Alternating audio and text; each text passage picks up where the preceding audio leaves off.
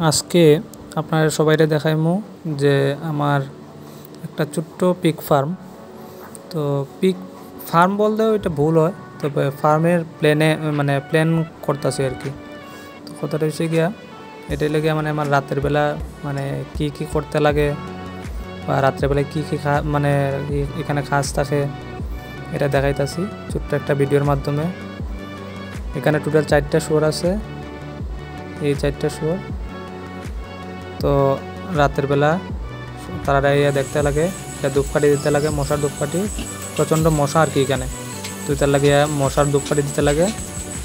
তো রাত্রেবেলা মিনিমাম 2-3টা ধূপকাঠি দিতে লাগে যাতে মশা কম কামড়ায়। মশা প্রচণ্ড খায় তারারে। আর এই 4টা শুয়োর, এখানে দিচ্ছে মশার ধূপকাঠি। জলের সুবিধাও আছে, মোটরের সুবিধা, এদিকে জলের সুবিধা, পাইপলাইন আছে, এদিকে সামনে একটা মোটর আছে, তো জলেরও সুবিধা আছে ঘরটা ওয়াশ করার লাগিয়া। ভালো লাগলে সবাই লাইক করবেন আর সবাই সাপোর্ট করবেন।